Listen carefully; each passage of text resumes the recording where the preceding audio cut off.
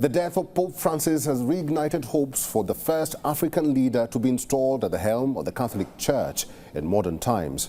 Many Catholics in Africa, in particular, have said that they felt a kinship with the late Argentina-born Pontiff, who preferred to lead a simple life rather than focusing on dramatic displays of the Church's global influence.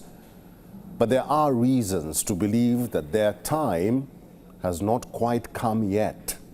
Here's a report.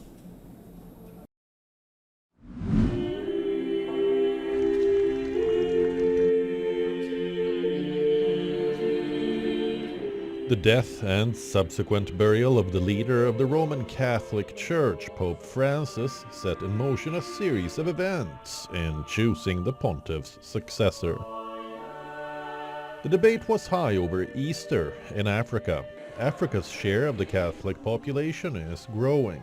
The continent is now home to 20% of the world's 1.4 billion Catholics, as the Church struggles to hold on to followers in increasingly secular Europe.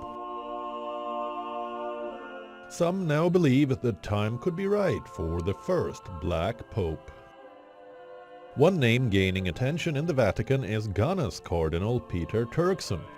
Cardinal Peter Turkson, 76, grew up in a small town in what was then the Gold Coast, under British rule. He was the fourth of 10 children. His father worked in a mine and as a carpenter, while his mother sold vegetables at the market. Turkson studied in seminaries in Ghana and New York, was ordained in 1975, then taught in Ghana. He later completed advanced biblical studies in Rome. Pope John Paul II made him Archbishop of Cape Coast in 1992, and in 2003, the first cardinal in Ghana's history.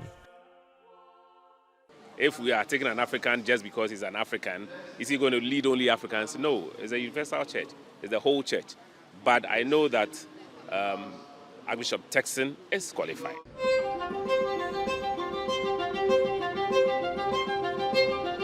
While Turkson's views were, in comparison to the late Pope Francis, they might be more palatable to some church moderates than the rhetoric of Guinea's Robert Serra, a traditionalist cardinal floated by conservatives who has compared abortion, Islamic fanaticism, and homosexuality to Nazi ideology.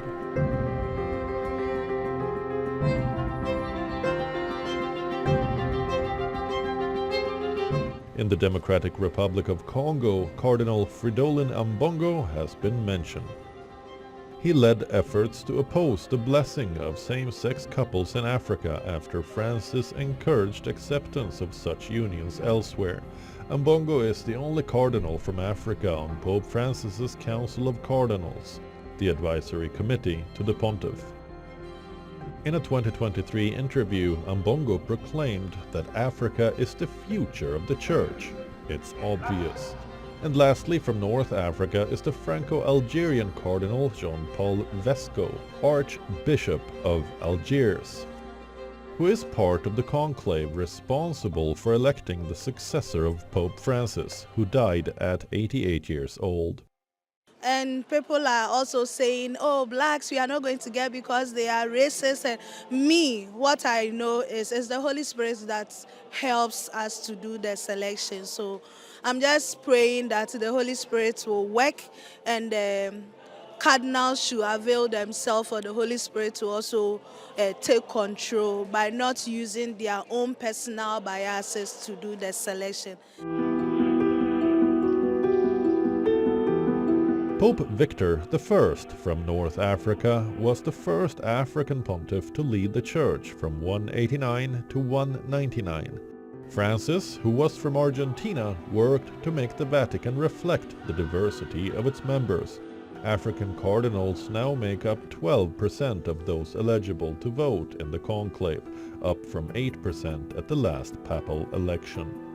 Africa still has fewer voting cardinals than some think it should. An African pope could bring new ideas to the Church's current challenges, including the ban on married priests. And there is a reason no African has been pope in 1500 years. Le temps n'est pas encore arrivé.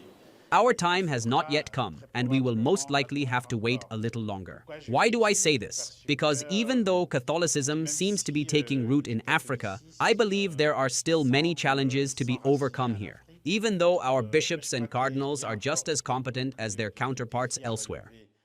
Il faut toujours garder la juste mesure, hein? We must always maintain a sense of proportion.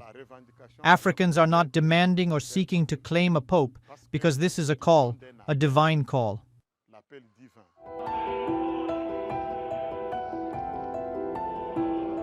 Predicting the next pontiff is never an easy task. Behind the scenes, however, experts remain skeptical of the chances of either Turkson or Ambongo Besungu making the cut. First, there's the issue of ageism. At 76, Turkson might appear too old to some, while Ambongo, aged 65, might just be considered too young by others, who fear that the next pope could lead the church for decades on end. Cardinals attending the conclave may hesitate to vote for a candidate whose position on this issue could be interpreted as soft or ambiguous. The subject still appears largely to be taboo in Africa.